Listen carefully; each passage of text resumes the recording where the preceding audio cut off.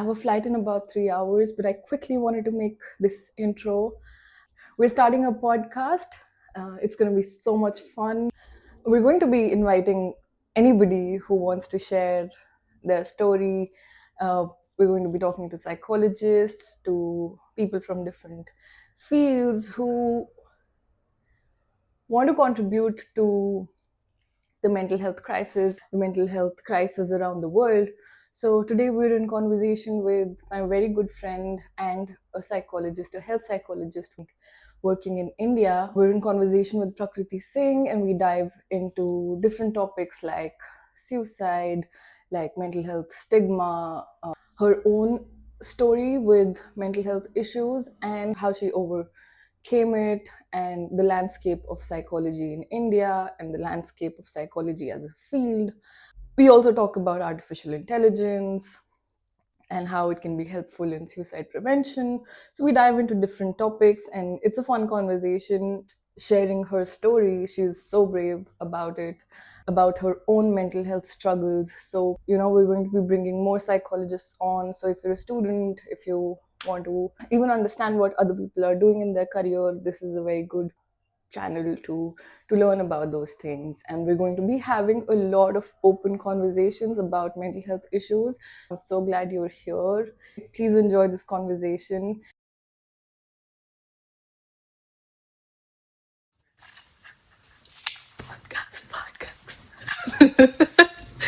Okay, so let's begin. I thought I will introduce you Alexei, but then I decided to introduce you in front of you so that I can see your reaction.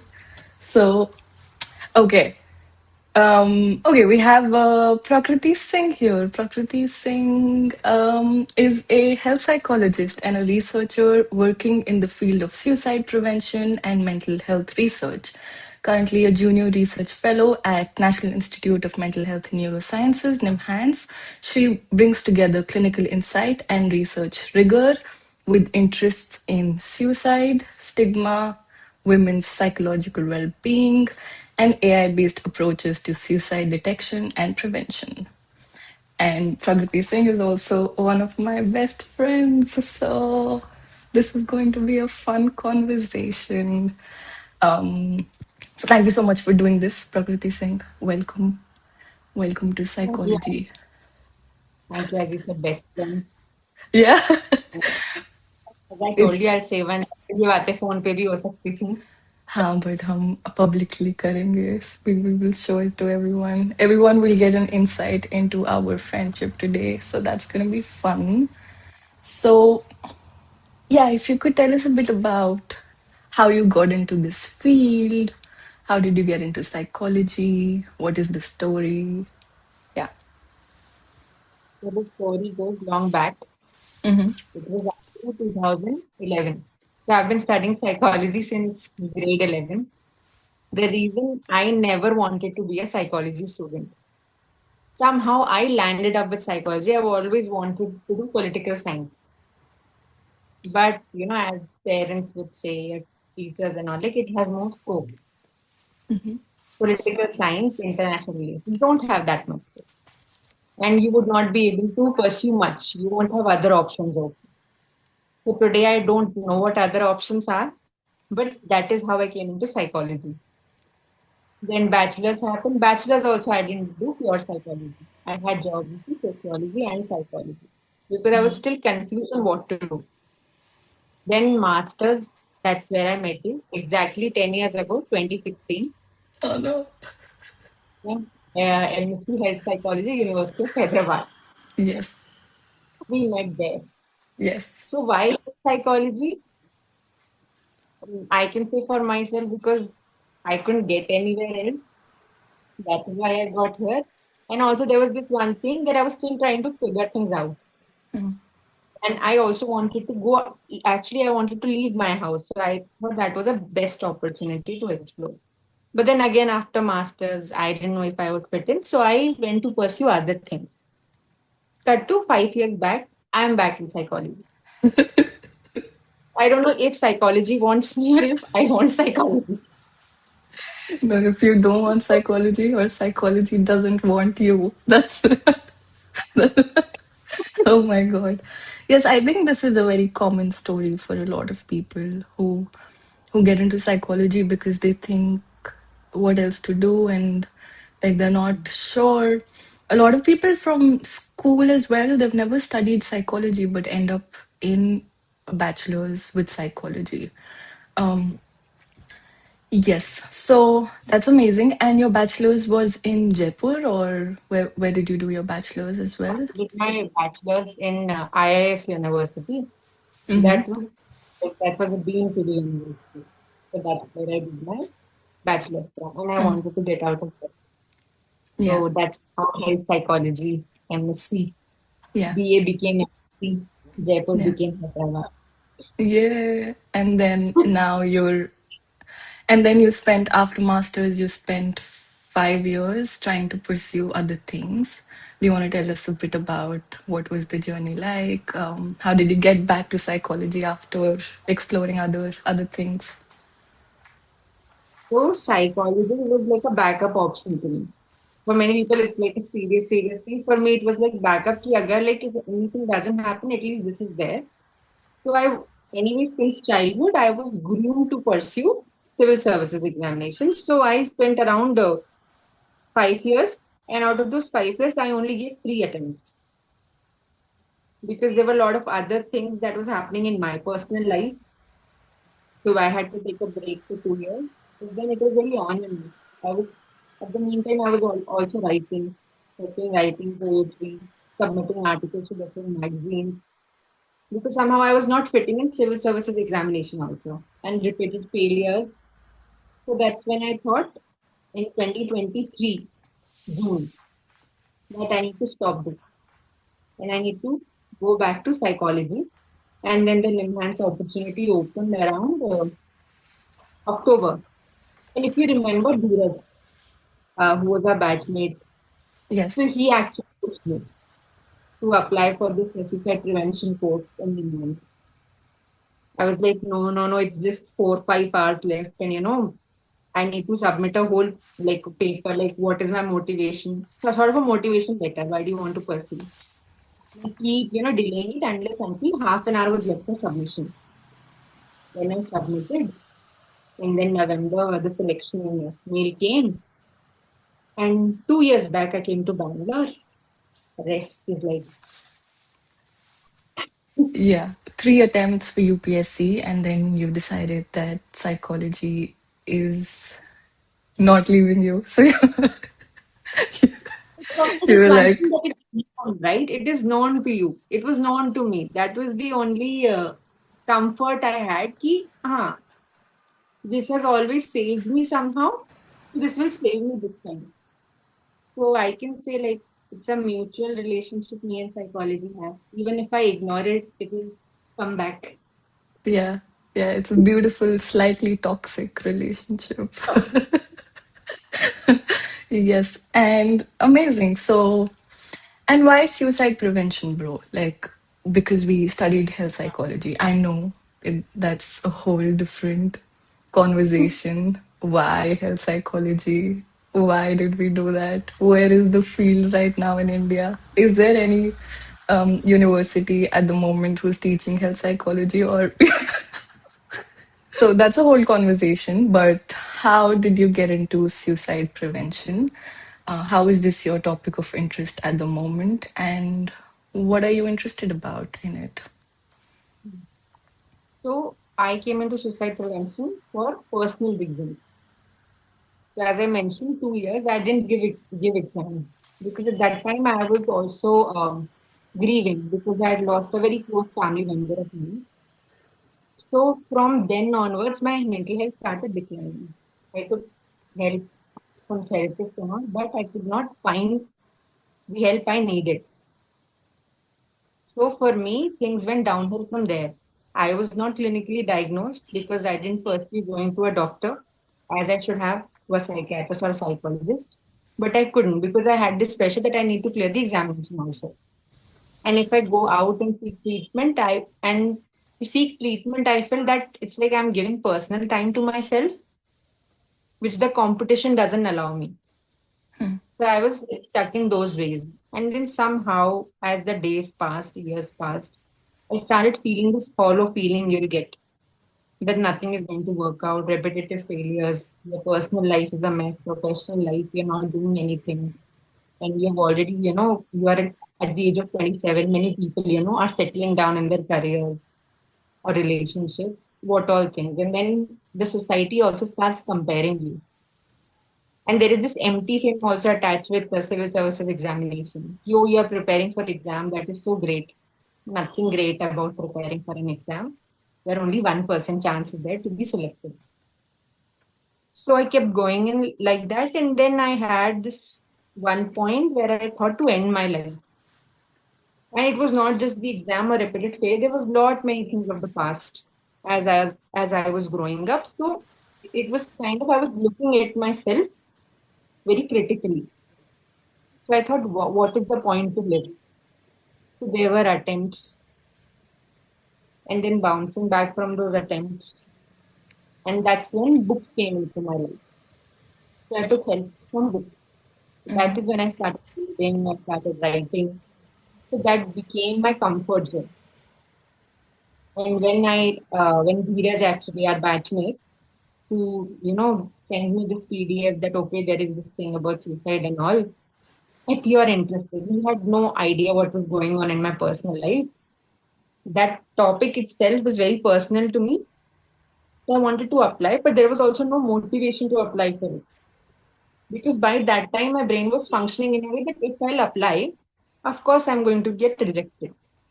So why even try? And past 5 years, I have seen these things, whether I'm submitting poems, articles, or anything, maximum were rejections. And also giving the examination, multiple failures were there. So they're like, why to apply? I kept giving it, but he was like kind enough to push me. So I took that step and applied and I got selected. So that was the one major confidence boost I got. And since it was something personal I was going through, so I was like, okay, fine, let's read about it. Let's know more about it. So that's where I landed in my hands, and it all started with suicide prevention and mental health well-being course.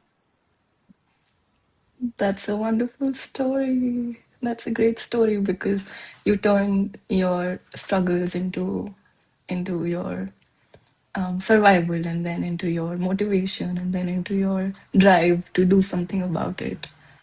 So that's a good story. I like it. Amazing. Approved. Approved.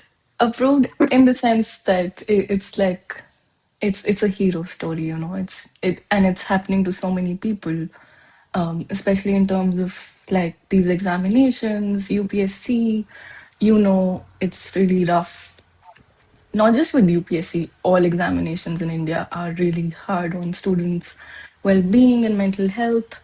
So, yeah, it's a common story, and you got through to the other side, and um, you're doing something about it. You know, you're not just you. This is your drive, and it's your force. So amazing. What do you want to say to other students, or do you have other stories of what it was like when you were preparing for UPSC, just so that if someone who's watching this can relate to you and who's currently preparing for UPSC, do you have something to say to those students? I think when a message has to be given. In UPSC, you mostly will find aspirants above the age of 21, or maybe who has some amount of work experience when they're entering. So for them, I would say like it's a very I don't know if this advice will be liked by all. Do not go beyond two attempts. Yeah. If it's not happening, then it's not happening. You take something that you like, or you pursue something, or you have a job or something, and then you pursue this examination. So do not put all your life into this examination, make it as your identity.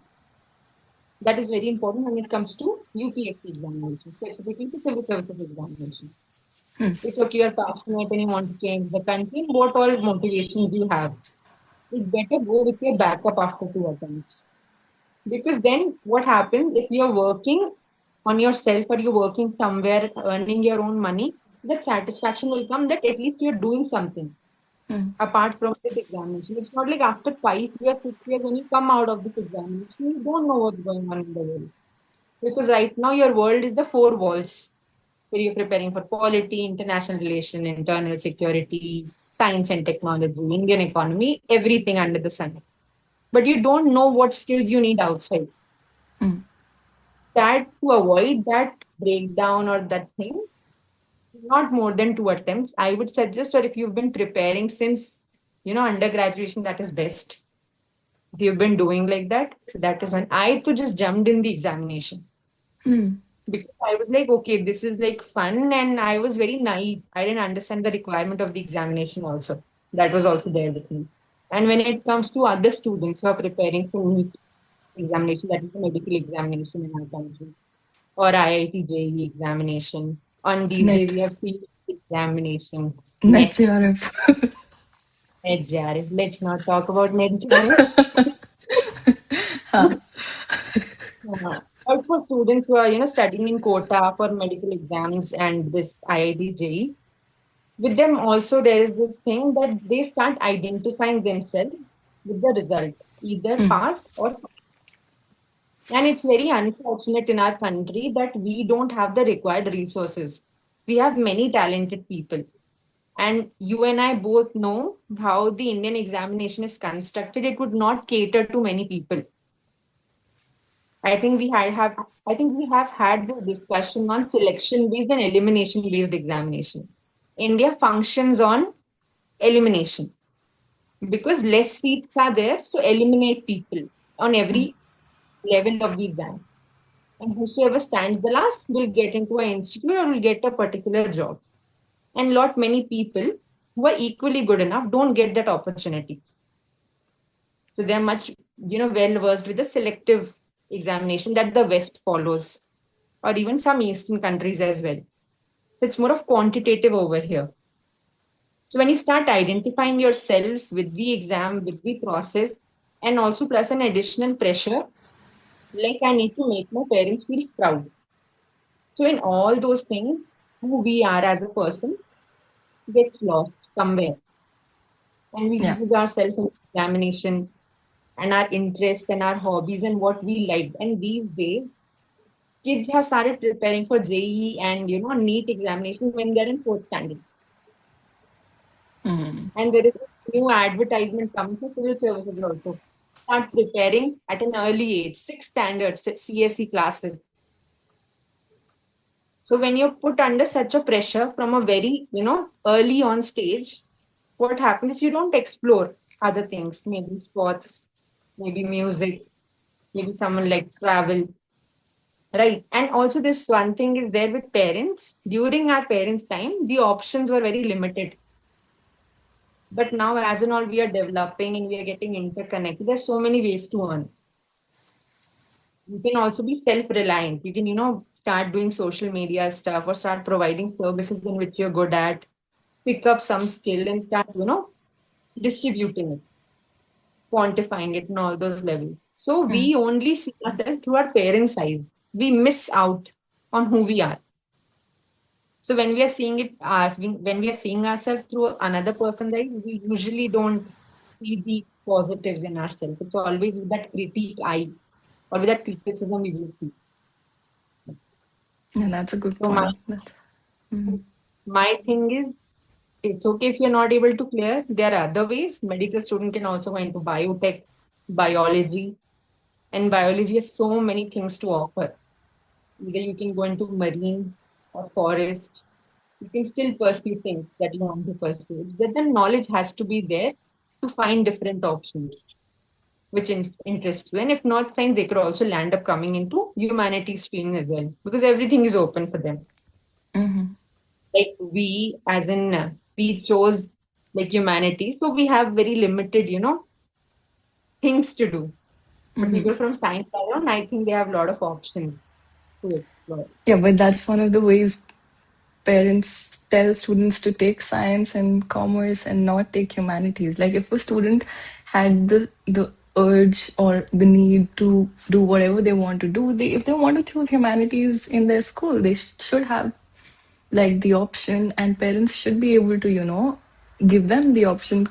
Yes, go and do it and explore what you want to do. I think it's the same thing what you're saying, that they have more options and we don't have as many options is a limited kind of a thinking. Yeah, that is limited kind of a thinking, but also you need to see how institution functions, right?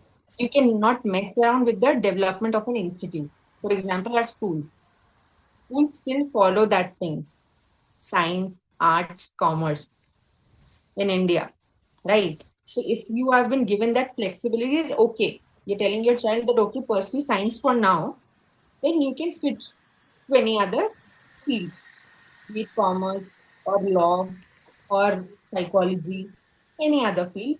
So they have that flexibility. And also we function on the law of fear.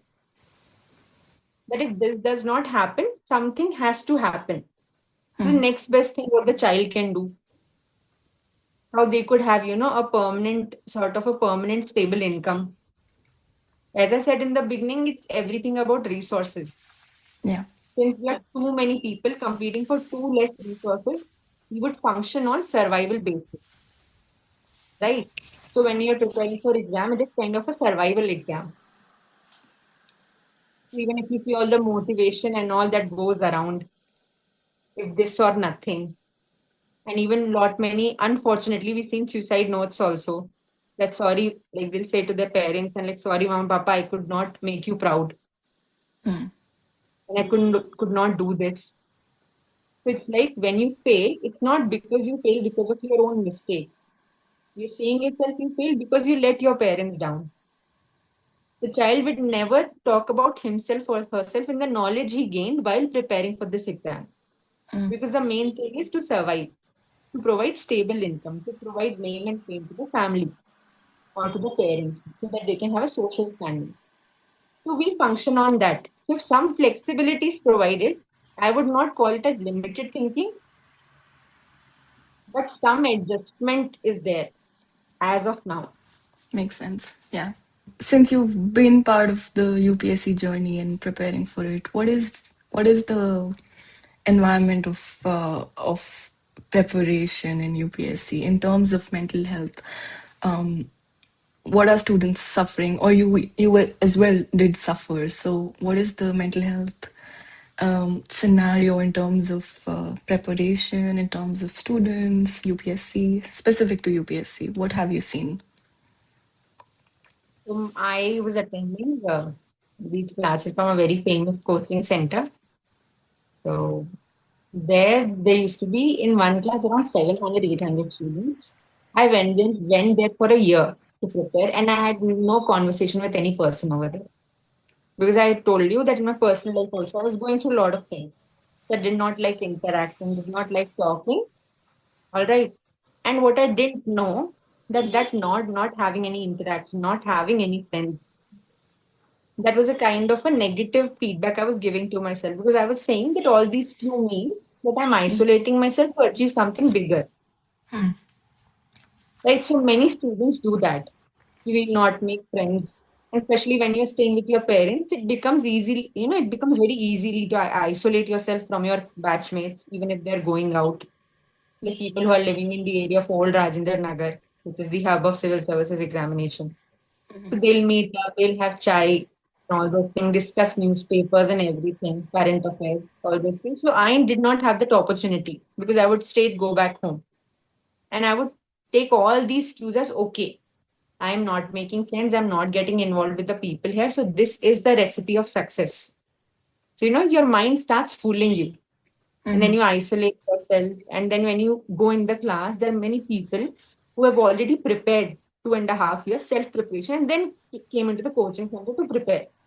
So when you see them answering to the teacher who's asking question on polity, on DPSP articles and FRs and all those things, you feel, oh, I don't know this, but they're able to answer it. They know how to read the newspapers. So you start judging them and start judging your place also. That is another pressure. And if you are Comparison. getting into examination being unaware, which I was, you will not enjoy the examination and you'll actually blame the whole process of how the examination is conducted and how unfair it is and how difficult it is. And it is not you, it is the examination to that competitive level that you are not able to clear. You will not take that responsibility on yourself. This what I had experienced. But after knowing what the examination demands, then my marks also started getting closer to the cutoff eventually. Because through attempts, I was understanding what is required. Hmm. But giving 5 years of it, I didn't think it was a smart choice. That's what I said. 2 years is enough. And also focusing on your physical health is very important. So to come out of it, I had started, running, taking marathons, just to, lift, make myself feel light. And that would help a lot in terms of sleeping and, better nutrition. So the best, for me, the best positive point was I was staying at home. So I Hmm. was getting home. Meals. I was not getting into junk. So for me, to able to handle that area was pretty easy for people who are living there in congested rooms, darker rooms, or they're living in shared spaces where there is no ventilation. And you know how old Rajendra Nagar is. It's very narrow. Step. Hmm. And the moment you enter that area, Books, you'll books, see books. certain amount of negativity and those yellow books hanging everywhere. It's like Yeah. it's demanding you to study now. It's like, why are you standing there, dude? Just buy me a study. And what Yeah. you'll do most, district collector ka to I don't know, but book collector you become eventually. Hmm. So that is the pressure also. Okay, read this material, read that material. And one more thing that I think I suffered and maximum students do suffer from it is the mentorship. Everything is quantified. Everyone is in the marketing business. They have made a business out of it. I do Hmm. remember going from one coaching to another to ask for mentorship. I'll tell them I'll write papers and all. You check my answer sheet. But I never got clear like mentoring for the whole process. If you have a good mentor, that really helps to a person who has no idea what the exam is, or who has no, relatives also who has cleared the examination, or who knows someone who can guide you. So I got there at a very later point, and also that point was when I told myself that I'll quit. Yeah. That's amazing. And what was the journey like once you told yourself you're going to stop pursuing this? How did you overcome your struggles? What was the journey like overcoming your mental health issues? And once you said you will quit, did was there like a burden that got released and you were like, thank God, this is over? In terms of quitting, I'll say mentally, I said, bye bye to the examination 3 weeks ago, Mm-hmm. mentally. So I remember in 2023, while I was packing all my books in a carton and shoving them under my bed, that okay, this is done. So that, and I picked up my psychology books and I felt something hollow. Mm. So many years you've been resting the exam. Your room speaks of civil services exam. With papers, Maps. pasted on the walls, There's revision maps. papers, maps and all. One fact, I never had maps in my room. No. I never had maps. But I Bro, had I, also stickers, motivational stickers and all those things. And on my table, I had those sticky notes where I had written some notes, sticky notes I've written modern history, medieval history. All those things, I was removing those things and I was packing everything in the carton. I felt like it's ended. It's like something I've been told from childhood. And suddenly, in one moment, I decided it ends and I'm packing everything and putting it under the bed. Like physically, those books were not there in front of me, but mentally, I was there like, should I give one more chance? Should I give it? mm, And my parents were also like, leave it, it's fine. There are other things you can pursue, so it's like a waste of time. So they were very supportive in that way.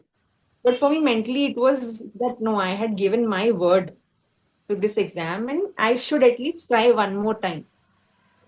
So what I did at that year itself in December, I was supposed to come to Bangalore to join for the suicide prevention course. In my bag, I put a lot of civil services books. That mm, after my class with NIMANS, after my internship, I'll study. mm. I'll study and I'll crack. And I was having that picture that, oh, I'm in NIMANS, doing all these things here. And I'm also preparing for civil service examination. And I clear one day.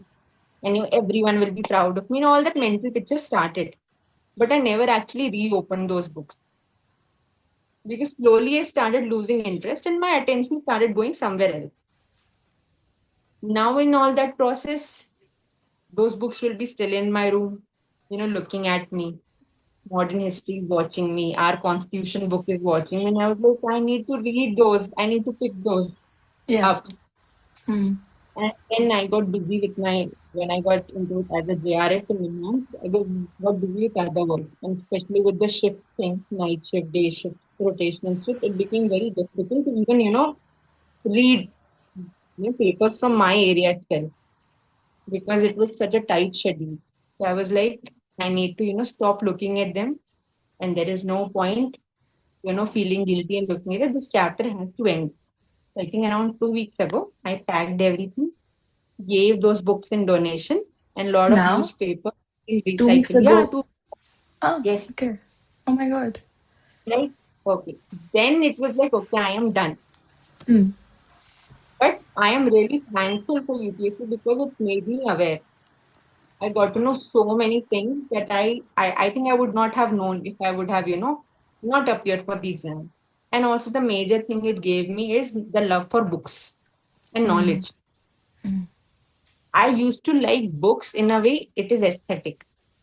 Oh, you are reading a thin book and it's like in aesthetic terms. But Coffee shop. understanding the language, correct. But understanding, reading between the lines got clear when I be taught from my history teacher who taught me actually how to read between the lines. People say, na, ki, haan, you have to read between the lines, but how to read between the lines? How do you connect things? So that was all shaped during the preparation, which I still have it when I read books. So for me, it's always mind mapping, connecting one thing to the other. So I got into books because of civil services examination. I'm really grateful for it. But while I was going through it, it was really bad. Not because of the examination, but because of the grief I was in, that amount of questioning I was having with myself, with my inner self, and the negative outcomes I was thinking. Nothing of that sort happened, but our mind is like that. If the exam is not clear, people will not like me. My father would hate me. My mother would hate me. What they will talk to others, I'll be in this position, and then it multiplies and becomes bigger and bigger. You feel really small in that time, and you feel I am nothing. The best thing to end this misery is end it, and then you'll be reminded a lot of things about the past. And all those things, it becomes very easy to lose yourself. But I had protective factors, as we have in suicide prevention. I Yeah. had my mother and my brother, father, grandfather. I had their support. But my only problem was I took their help in the very end when it became very evident. It's very important when you're going through something, if you're a person whom you are, you really trust them, to immediately go talk to them. That is very important. Don't wait much. And still, if you don't have anyone that you feel, there are many helpline numbers that you can contact. That is very important. Or talk to a friend because what happens in that small moment when you're talking to a friend or your loved one, you'll feel that, oh, there is one last straw that is still left, that someone has faith in you, or for someone you matter. Because what you are feeling in that zone, in that pain, that you don't matter, there is no point, and you're alone in that pain. So if someone is there to just be there for you, it is a lot. And I can vouch because I have gone through the same. And it was my mother whom I told that I'm not able to, carry on. I still remember that day. I was in my bed, I was crying, I went to my mother, she was in the kitchen. And I started weeping. And I have a problem that I'll not, express my emotions. And then I started weeping. I was like, I can't take this any longer. It's too much for me. And the next day, my mother started contacting different psychologists, psychiatrists.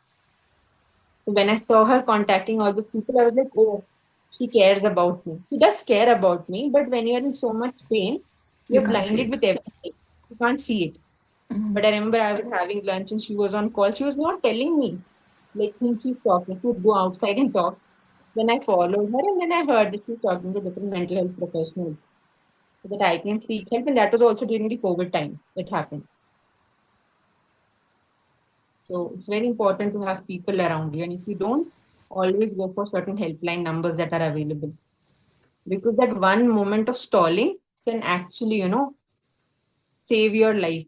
You're doing great, by the way. Amazing, really good. Because you're bringing the conversation back to um, what's important, which is I said that I'm on a mission to reduce stigma related to mental health issues and to create awareness and, to break down this taboo that is very much prevalent in India and around the world around mental health, around suicide, around depression and anxiety and all sorts of disorders. So, you were talking about your experiences at NIMHANS and around stigma. So, yes, what is the scenario at the moment? What are some of the myths, some of the stigmas that are still prevalent in the society despite people dying every day, despite people struggling every day? When it comes to mental health, Yeah. it's like a very shush conversation. But people are very much vocal about physical health issues, right? So they'll, elaborately tell if there is any pain in the body, or they are taking medication. So we have seen in our families also, if some guests come and if an old person is taking some medication or something serious has been diagnosed, they'll be very comfortable talking about it, right? And they'll tell, okay, this is the medication I'm taking, so much pain is there. That person will complain, whosoever is diagnosed. But when it comes to mental health, and I'm talking about people who are not educated, or even like people who are not educated and people who are educated, there is not much difference that comes into play with stigma. It's at the same level. They will rather do different things than approaching a mental health professional. What I have observed in general, not just in MHANS, from my experiences in my family as well, is you take them to a certain temple, right? You get some ceremony done and they'll feel better. That is seen in many villages, right?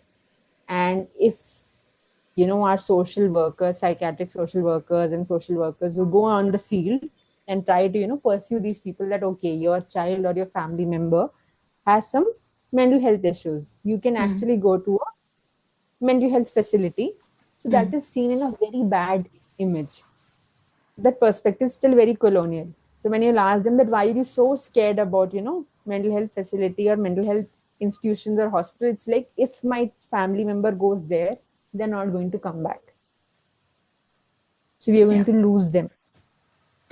And the image they have is tying themselves in chains in that institution, not feeding them, beating them up, is what they have.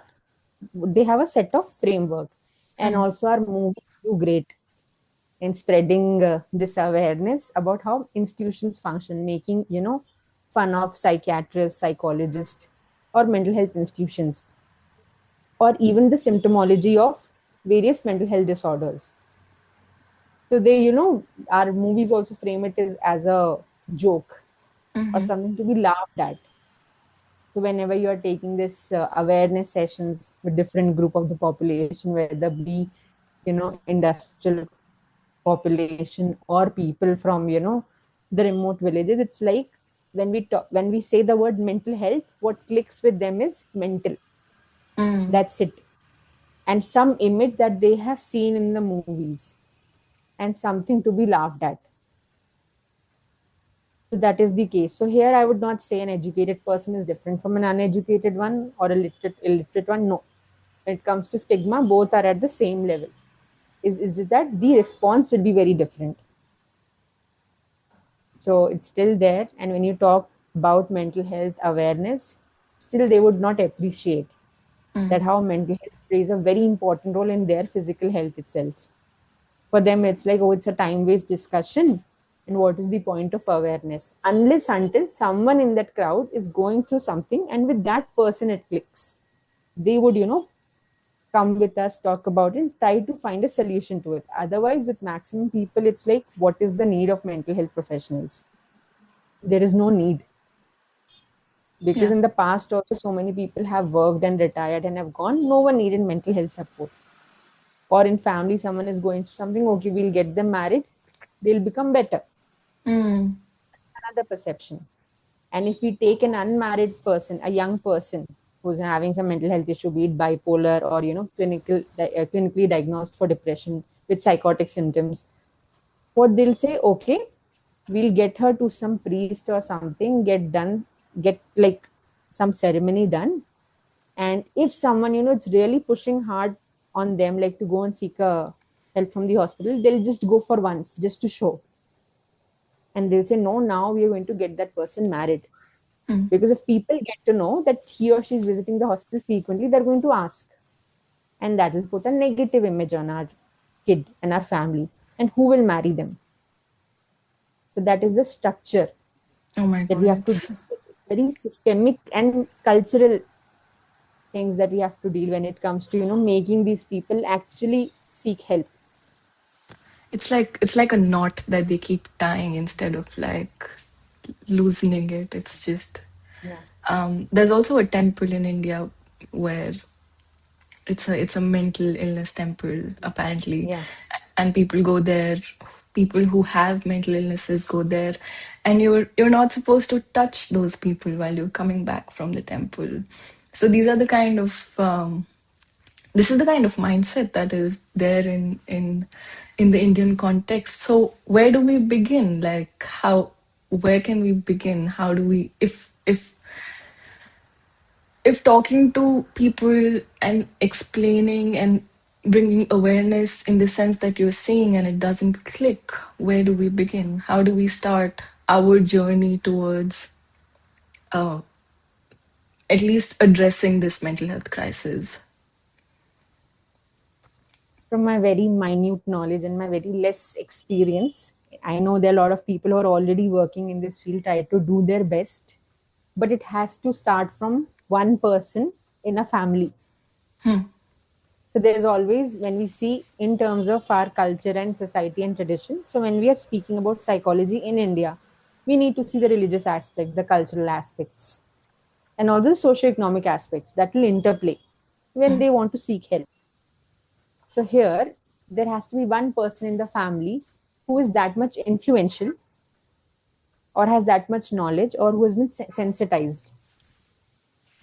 So they can influence the other people, and for the follow-ups also, to when they're coming for mental health institutions to seek, better support for their mental health. But then this sensitization has to happen. These awareness sessions has to happen in villages, on grassroots level, in urban centers, in urban rural centers, even though when it does not give you prominent numbers. What the major problem is that our data runs behind numbers. So when we are doing this awareness session, a lot many times there are organizations, government organization, they'll ask for data. What is the effectivity or what is the effectiveness of that awareness session? So that cannot be quantified. Okay, you can say so and so people attended. These many people from this session wanted to seek mental health support. But what also happens is, in that group, whosoever has taken our sessions or any organization who's conducting, mental health sessions, stress management sessions, etc., etc., etc., what they'll do is, okay, someone heard us 2-3 months back and they're coming back. So that numbers goes missing. And when we're trying to quantify, they really need large numbers.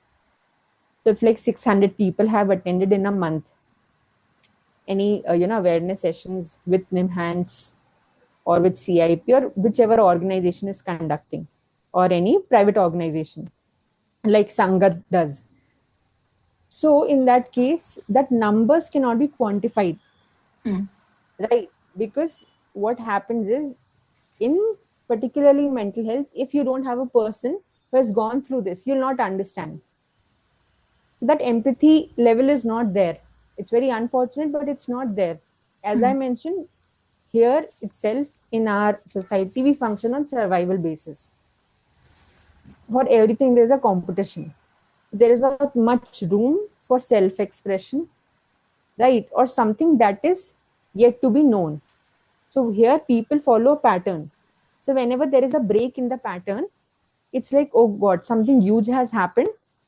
It has to be, put under the carpet or shove it somewhere else, right? It's that kind of a pattern we follow. So if someone brings up a solution, so there are n number of questions. What are people going to say? Because it's the behavior that is being reflected when you talk about mental health concerns. Mm. So those behaviors become abnormal. That abnormality term, how we use it, how other people perceive that term. So that whatever behavior that has been created from like the person who's struggling and how it is perceived, that is usually negative, and they don't get much support from it, because how we are judging to seek help is the reaction of the others. And when the reaction of the others is not empathetic, it's not understanding. Why? Because there is less knowledge, or where there is ignorance, that okay, if you know a little bit also, you're ignoring it because it is something very, not important, because there are other things to be taken care of. So from my knowledge, it's just the sessions, awareness sessions we can have, we can talk about it as of now.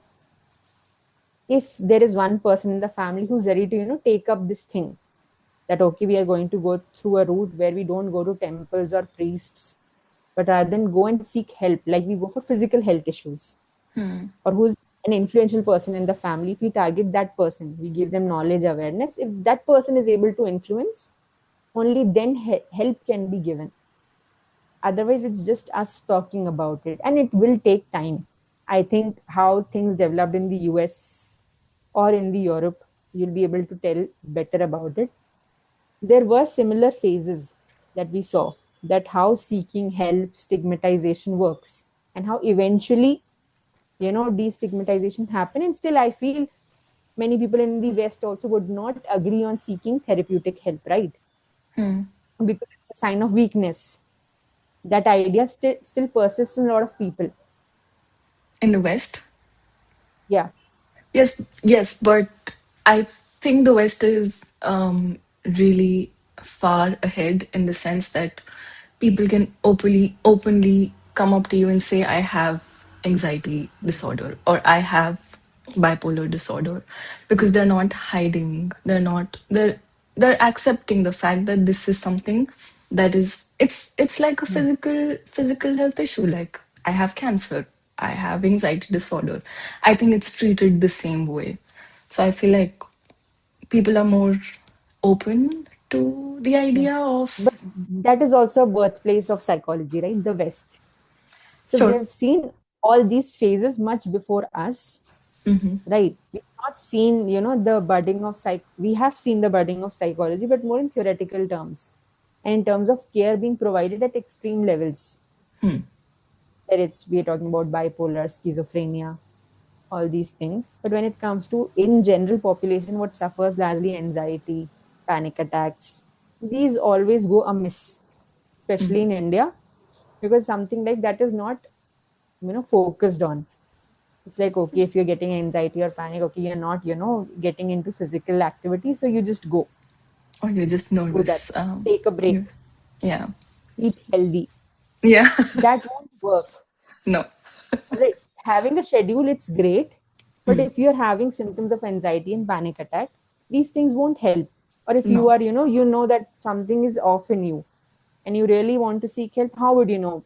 These terms are used very loosely these days on social media also. I am depressed. Absolutely. I am Absolutely. anxious. I am Terrible. very OCD about it. Exactly. What do you mean? Why are you using it like an adjective? It really, yeah, it Yeah. gets us angry. Yeah. And you will see many Instagram pages having that name as depressive so and so, OCD so and so. And that those videos and reels are about, cleaning the space, aesthetic spaces and all. So the ADHD. message get lost in that. So it comes easily in our, vernacular that, oh, I'm anxious, I just had a panic attack, guys. So you don't understand the symptomology of it. You don't know what goes on with that person. And that person also feels that, okay, when most of the people are behaving like this, that means something is wrong with me. So maybe I'll, just handle it by myself. And when it gets too late and the, case gets messed up, that is when they, seek help, when things go out of hand. So it's never a prevention thing. It's never ever a prevention thing in mental health. And we still have a very long way to go in sensitizing people to seek help. And not just people, there are not many available, sources to go and seek help to, which I had a major problem when I wanted to seek help.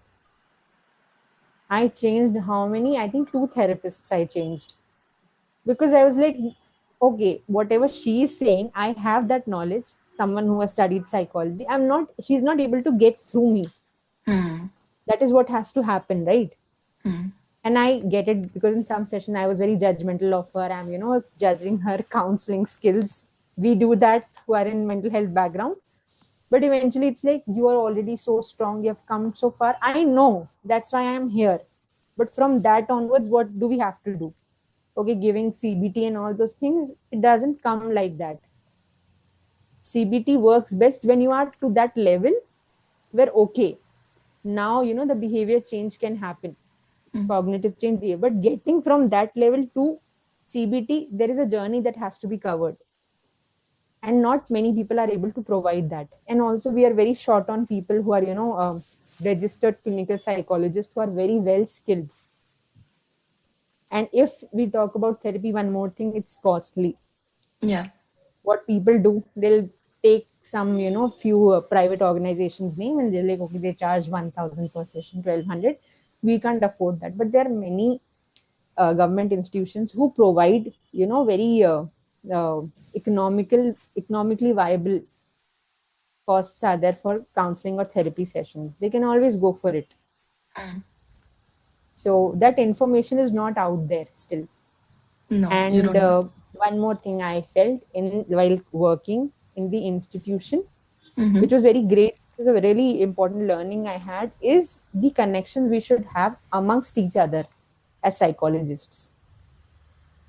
That's That is true. very important.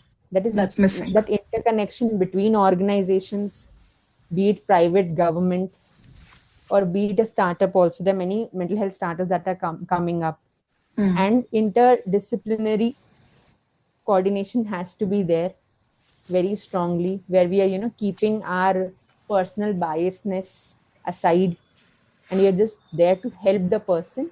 I feel that that is lagging, and a proper documentation should be available to everyone. In the sense, there are documents available, but not to a point that everyone has access to it or people don't know about it.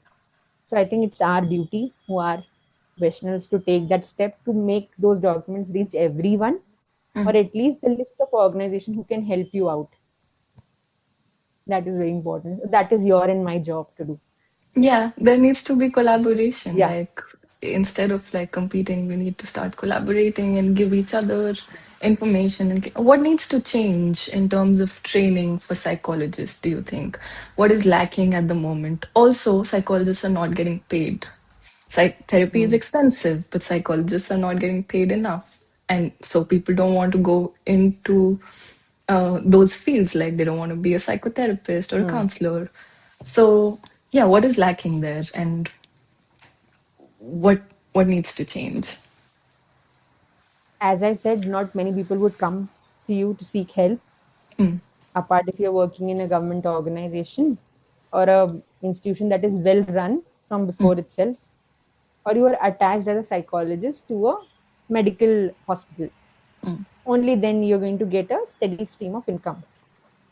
But and also therapies, mostly we cater to the urban population, tier 1 city or tier 2, tier 3 we are still yet to reach, but maximum we serve the tier 1 cities when we talk about this therapy, and how these people would also come to us to seek help, right? So when there is such less population who wants to seek help, so the institutions, apart from mental health institution, the other institution, be it your industries, be it your schools, or be it your sports organization, for them the overall judgment is like, they are just talking, right?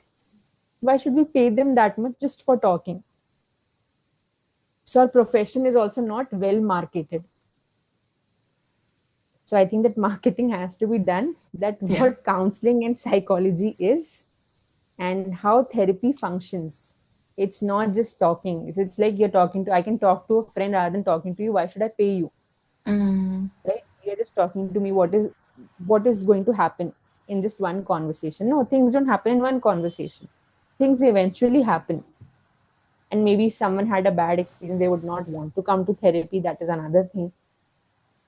So what we really need is, we don't have people to invest their time to sort their own things. All right. So when it comes to pumping money into this field, it's like you don't have output. How we should fund you? Why we should fund you? mm, So where this practice issue comes, unless until I told you're working in big organizations, there you have steady income, but then there is a lot of competition to get in. That is yeah. a different scene. So it's majorly about awareness, and marketing about our skills in a correct way. Because there are so many, I see psychotherapists who are doing really good, but also so many for destroying the name, and want to market their own products and all. That is also there. So I think people like you and me who are just stepping into the social media field, as you're taking podcasts, and you'll talking to many other people as well. So I Mm-hmm. think it's our duty to put forward this message, because social media is a very important tool and a very strong tool, because we are reaching out to many people and we don't know where it clicks. So in my knowledge, in my very what do you call, um, very small amount of knowledge and experience, it's just that we need to get through people, and we need to talk to people, and we cannot just say that we are psychologists, psychotherapists, and we will stay in one room Mm, and clients will come to us. That won't work. We have to go out there. We you need to have to talk to the expand. people. Mm-hmm. And it's not just about reading books on therapy, or there are like Nimhan, CIP, IBHAS, all are there. They're very good at training. But apart from those things as well, it's very important to get other sources of knowledge or information on how our society functions. Go to the field, talk to people, read newspapers. You should understand the condition where other people are living. If suppose, see, most of, not all, most people who are pursuing psychology come from very comfortable backgrounds.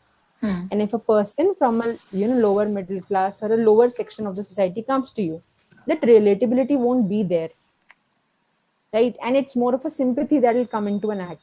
So it's very important to be aware about your own culture, traditions of the country, and how things work. If there's a client who is not ready to talk to a female therapist, okay, you need to respect that person's choices also, not yeah. get triggered by it, not ventilate elsewhere that, oh, this person did that, therapy is bad and these people don't want to seek help, they come with a judgment. No, there are certain rules in the society that exist, so you need to know those things and you need to function according. So it's not just about reading books, getting to, okay, that is important, but knowing about your culture, tradition, perspectives, going out in the field, then interconnecting with different fields. Talk to people who are doing certain projects in sociology, anthropology, who are studying culture. All those people, get in touch with them. Psychiatric social workers are there, social workers are there. Collaborate with them, understand, sit with them and discuss certain things. That is very important. Mm-hmm. That's yes, that's a very important collaboration and awareness. Um, that's true. Uh, Talking about interdisciplinary research and collaboration, you're currently working, and it's one of your areas of interest, which is artificial intelligence. And you're working on a paper working title, Artificial Intelligence for Suicide Detection in India. So, can you tell us a bit about what you're exploring there? How do you think AI can help in suicide prevention, in mental health interventions? What have you found? That's a very straightforward question. What have you found? Yeah. It's What like are you there are too reading many about? things that are unexplored here. I'm taking inspiration from the West, what they have done, Yeah, but it's an because interesting nothing topic. in terms of India, there are a lot of things to be done. Talk about suicide detection. So one thing, when I was searching for papers, and I understood by what researchers have been done in India, we should not go with just suicide detection. We have to go through mental health and then come to suicide detection. You can't easily develop something that is solely related to suicide. And I was very area focused. When you are searching for a research area, it's like your topic has to be very clear, it has to be very narrow, and I started looking in that perspective. And that perspective also came from the Western papers. That's when, so language models have been developed to detect certain suicidal conversation that people would have online, be it on Reddit or on different social media platforms, on Instagram, Twitter, etc. So all those things were there, and I was looking for the same thing here as well. But what was the major gap that I found? Okay, this AI in suicide detection may not work. It might work as a part of AI in mental health or digital well-being. All I was so steady focused that I ignored other things. Then for me, why AI became an area of interest is there's so much reliance on artificial intelligence models. Specifically, if you see OpenAI, ChatGPT, or Gemini, where people are asking too many questions.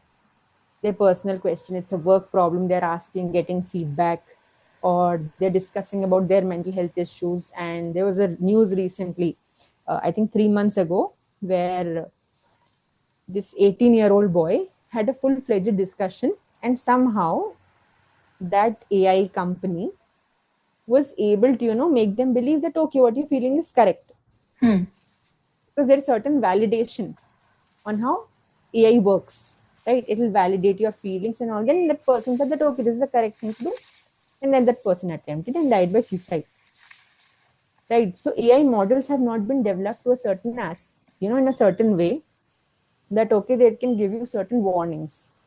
After these cases happen, if you start typing right now about your suicidal ideation, the first thing that they gave is suicide helpline numbers, prevention numbers, or the nearby. They'll ask you your location and they'll send you, which was not there before. If you see, like 1.5 years ago, it was not there. As these cases started rising, they started doing all these things. But what majorly AI does is they're going to validate. Why? Because their database is the general data what we find on Google or on different websites. So that is their major data, and they'll run by a dominated perspective. That is how they're talking to you, right? So when people share their feelings and all those things, there is a certain feeling that comes. It's okay, we are going to use Chat GPT or Gemini or other, bots to talk about our mental health. There is no need to, pay 1,200, 1,100, or even 100 rupees for a therapy session. It's on our finger, it's on our fingerprints, and we can just type it, it's in our hands, and we can just get knowledge about it. That is there. So here what happens in the West, there have been many studies that have done, they have done on language models. So they have a uniformity in language. That is the major benefit. So when they are actually picking out words that are major red flags, that okay, I feel this is the end, the word end, and it's been too much, I'm in pain, certain words are picked up and they are coded, and then certain apps are made. One of the famous one is Wobot, that is working really great in that area. So they're picking those words, and what happens when the client or the person who's using the application would come there and start talking, oh, they know that okay, there is a language model that functions, that is already built by that company or by that country, which has filtered certain words in terms of mental health, anxiety. So they have made those bubbles that okay, anxiety, all these words are going to come when they're going to talk. Depression, all these words are going to come when they're going to talk, right? So when these bubbles are created, language models are coded. So when a person is saying all those things, immediately they would know, okay, if this person is on this level of symptomology, that is like very low to very high, or if they are on a very risky zone where they can harm themselves.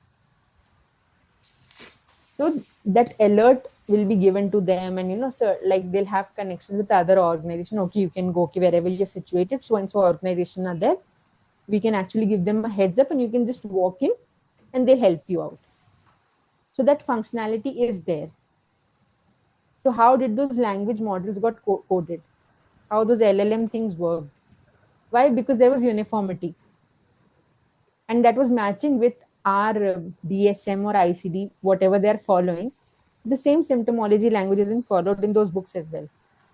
But for us, we read books in English, right? We read symptomology in English, but when we write in Hindi, correct? It's an English form, but we'll write in that way. It becomes very difficult for language models to pick that up. So there are certain IITs who are working on it. They're starting to build these models, but it's very tricky to code all these things. And also, we are also focusing on impulsivity levels. So that, when there is a suicidal ideation, from ideation to completion, those models have been studied, but as of now, there has been no particular, application or a website where you can interact immediately. And whenever you're interacting, they will respond in the same urgency as it is being done in the West. And also, moreover, the language in our states is very different. Every state, maybe every zone in the state, suppose the western part of the state speaks a different language, that language model has to come to that point, then the northern zone of the state, and then each state has to have a pool of words so that they can be translated into English words, and then it could be coded. So we need that sort of data, which we don't have. And very unfortunately, when it comes to suicide, we don't have data also. Though NCRB mentions, but it's a very small data. Yeah. NIMHANS is working on suicide. They have started to work very, they're putting in a lot of efforts, and there are other organizations also who are doing it, but it's still in a very nascent level. We still have a very long way to go, especially with AI models, because people want help instantly. How they get their groceries, how they get everything online, they want help also. So that help should be there. When other things you can get, instantly, there should be help available instantly. So these models have to be developed, and this will take a lot of time because it's our diversity that makes it a little complicated. So the first thing is data. We need to have data, Yeah. and a huge chunk of data we would need. Big Every data. state will have zones, dialect division, translating to the main language. For example, in Karnataka, Kannada is spoken. So in Kannada, there are variations. The southern part of Karnataka would, like Udupi area and all, would speak Tulu. And then other area would speak Kannada also in a very different way. So maybe translating the other models of language to Kannada, then Kannada to English, and then coding it so that we have an application where anything that is raised by the person who's seeking help, we would know where to direct. And here also organizations have to pitch in because it's a huge chunk. Government has to take part in this. So there's a long way, and I'm still studying on it. So Yeah. that No, is but that's that's the small feedback I can give. yeah, so it that comes way after. First, we don't have data because it is also being misrepresented. It's not getting reported, or it's still considered a crime. So we don't have data. So that's the first step. There needs to be like surveys, maybe self-reported. People could come up and let fill out some questionnaires about what they're going through, and of course you're right, we need data. So is that your hope for suicide prevention? When you think about suicide prevention, do you think, because we've come no closer to predicting suicide attempts or suicide in the past like 50 years, there's been no sort of advancement in the field of like assess risk assessment or identifying who is at risk and who is not. Is that your hope for the suicide prevention field? Is it AI, or what do you think? For me, the main underlying thing, risk assessment and prediction if suicide is going to happen again, comes at the very end. For me, main problem is for me is to focus on how to get people on board to take mental health services. And the main thing is they don't want to go and go in physical in person to go to certain places because of the Yeah. stigma, as I told you. So getting done through your phone makes them feel anonymous and makes them feel less judged. So for me is them to come on certain platforms and be able to ask for help when they're not thinking much about the money. And eventually as session goes, they also feel better. That is the main end. The person should feel better and be able to live their lives to their fullest potential, right? That is what we're here for. So when it comes to suicide risk assessment detection, it comes through the process, but the first is getting those people on board. And how will we get those people on board is when we have the resources to get them on board. And we lag right now. And now people also can question us on that, right? So when it comes to suicide, it's just not suicide we are talking about. We're talking about depression also, clinically diagnosed depression. We're talking about other mental health issues associated with it. So this digital well-being, digital mental health is just to make them feel anonymous and not feel judged, because our conditioning is like that over here, right? So that is my way, and also for them to have someone to hear, because when we are developing this language model, why we are developing? It's like, I hear you, I understand you, what you're going through, and now we are going to take care of you, right? Despite from where you come from, which language you speak, what inhibitions you have, we are there for you. That is what this is all is about, right? Yes, that was on artificial intelligence. Talking about it, I asked ChatGPT to ask you some questions. Oh, Yeah, and it did ask so many good questions, but a very good question that I thought was so good. ChatGPT asked, if you could change one thing about how society talks about suicide, what would it be? if so, what society talks about suicide, right? Yeah, if you could change one thing about how society talks about suicide, what would it be? That's a very big question, because I always see ChatGPT. it in a very individualistic way. But for me, it's like, talk about mental health. As you talk about other stuff, talk about mental health in common rooms within your family. Have that discussion as much as you can have. If not with the elders, maybe with your siblings. Talk about it as much as you can talk about it, because when you're going through something, if you don't talk, you would not get the respective channels that will provide you direction to go through. So talk as much as you can talk about it. That Yeah. is there. And it is an age of isolation, I understand. If you cannot talk with your parents or with your family member and friends, you always have services that are online. Go and search, seek help. That is the only thing. The action has to come from our side, right? And if you feel that someone is struggling, that person should have that responsibility that, okay, I will talk to them. Don't isolate them. Don't think that much that they would mind when you're talking to them, because that could actually make a lot of difference. Because a lot of time when we see someone struggling, we don't talk because we are uncomfortable talking about it. And we think if we might say something, they might act in a very defensive way and all those things, which can be true, but that effort has to be done. If you are seeing someone struggling, nudge them to a direction or tell them that you are there. So for that person, whatever anger and all after that subsides, what they'll come up with, okay, that person noticed me, I was heard in a different way. So it's talking and seeking support or giving support to someone. That is all what we can do as a society. Be empathetic. We lack the trait of empathy as citizens of this country. We have to be empathetic. Yeah, that's very important. Have open conversations about it, like we're doing it. Um, Yeah. yeah, and if there's someone listening right now who is struggling with any sort of mental health challenge or issue, what would you tell them? What do you want to say to them? If they're suffering from any mental health issues, Yeah. please do not think that it is not serious. It is not that much. You can handle it.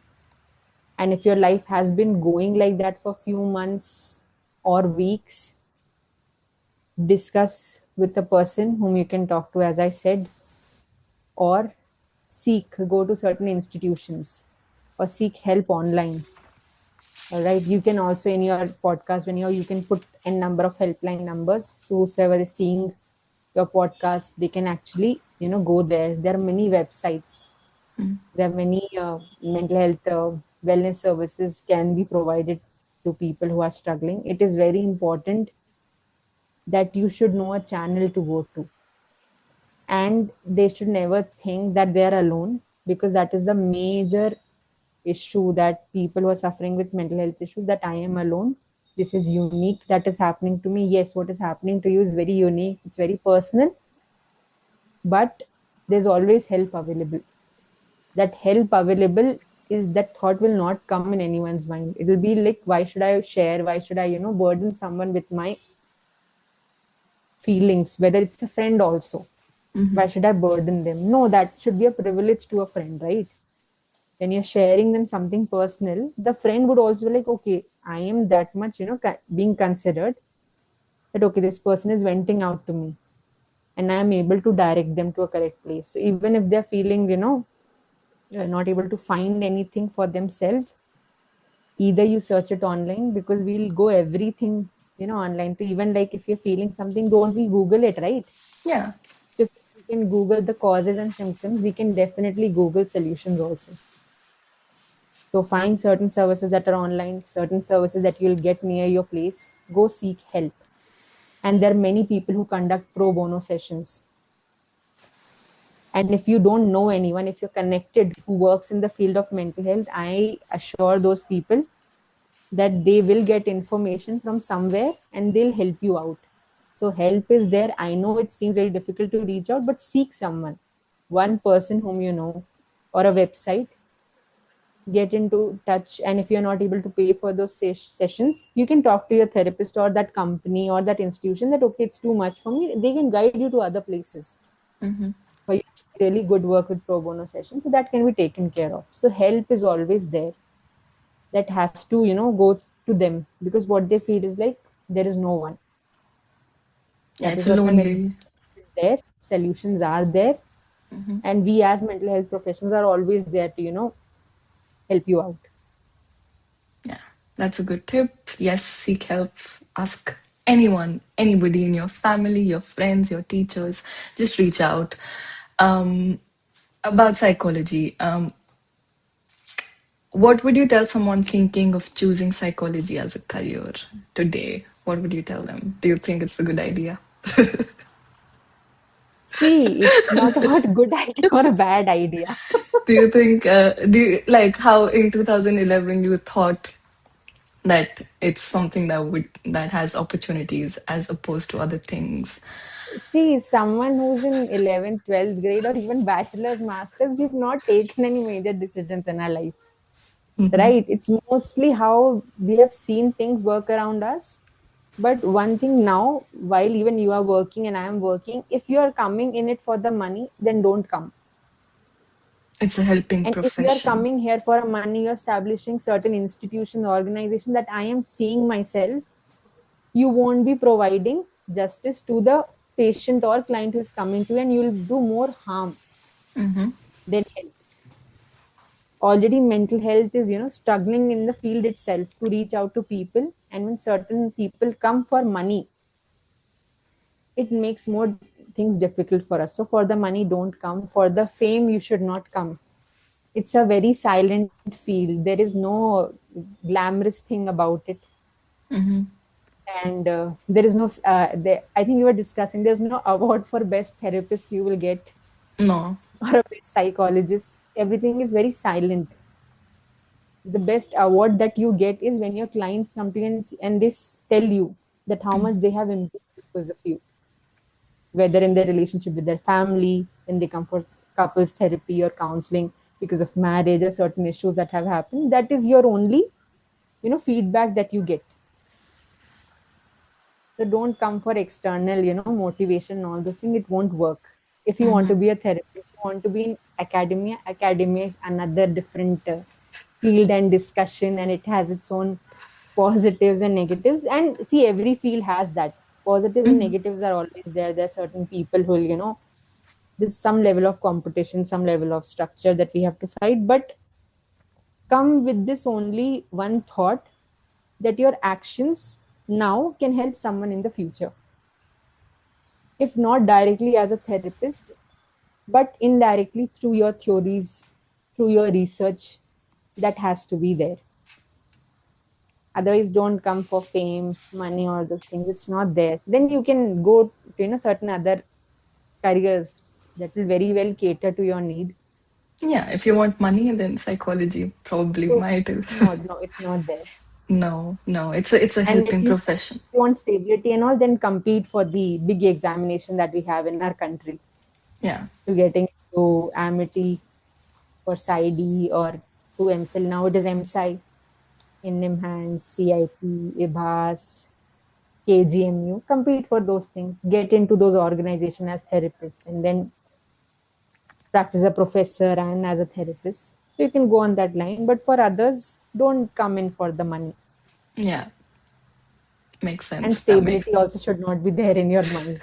It's yeah, you just hear the reward is people Yes. and them getting better, and yeah, if that's your intrinsic need, then it's a great field, and we're all hopeful that it's gonna uh, And always be in touch with your, fellow colleagues, yeah. because you don't know where you'll need their help. And be open. We as professionals have to be open to help, Yeah. because what we are doing is we are people who are understanding the minds of the people, right? Their struggles, their inhibitions, right? And everyone has different expertise. So we need to, have that level of what do you call that coordination amongst us to help each other. Because Yeah. ultimately we are helping the client. We are making this mental health movement forward for the future generation. There's nothing personal for us. The problem is when things become very personal to us and we are talking about accolades and all, then other things get ignored. And that's a normal human tendency also. So there has to be integrity amongst all of us, amongst our sister fields also, that we coordinate with each other well. So that has to be there. Yeah. Yeah. That's true. No, we're hopeful. It's yeah, we're gonna go to great lengths, and yeah. If there's someone who wants to join as a JRF at NIMHANS, how should they go about it? So mine is not a path of Mm-hmm. JRF when you get into a PhD, Mm-hmm. right? So there is a PhD examination that is held in NIMHANS for like once you have done your MPhil or MSci, or if you have done your masters from any applied psychology or psychology, you can come and sit for the JRF exam that happens in June, I think so. I came in through a project. So for that project, we had an exam, we had an interview. If you clear, so you're put under a project. So for that project, you are a junior research fellow. So that project is already having certain area of research, and you are becoming a part of that, and you're providing your services there. But if you are entering through the June examination and not through some project, then it's like you're giving a proper clinical psychology exam, and you want to get selected for PhD candidature. So there are different ways to get into. And also NIMHANS not only hires trainees for MPhil, MSci or JRF PhD candidate, they also hire for many projects that are running. Their advertisements will keep popping up on the advertisement section of NIMHANS of various vacancies in different projects. So you can actually apply for those as well. So you'll have a field coordinator, field counselor, JRF you'll have a research assistant, junior research assistant, senior research assistant for different projects. So some projects are working on women's mental health. some are working on de-addiction. So you can become a part of the projects also. So I'm part of the project-based GRF. Got it. Amazing. Thank you for sharing that. One last question. Yes. What are your top book recommendations for psychology? Yes. I That knew is my favorite you would topic. want this question. I knew it. Yes. Oh, So I I. have one book on my shelf which I would want everyone to read. And I think I suggested to you also. Carl Is it visible? Rogers. Yes, Becoming a Person by. It's by Carl Rogers, A Therapist's View of Psychotherapy on Becoming a Person. So what this book does is, as you had mentioned one question, what people should think before, entering into psychology, what their expectations should be. So Carl Roger actually explains in the, first few chapters how his life was unstable. He was working different areas under different professors. He was gaining his clinical practice. All those things will be told. It's a good way, to get hold that how the industry of mental health functions. Yeah. And he'll also, in this book, he also mentions about certain cases and also his own family life, that how it was ignored and how his wife helped him, and his personal challenges, his relationship with his children. All those things are covered. So it's a very beautiful book. I think every psychology student should read this. And recently, one more I had purchased. I'm yet to read.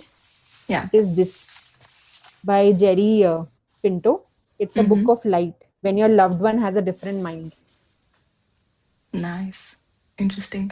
It was an Instagram recommendation from a page, The Therapost.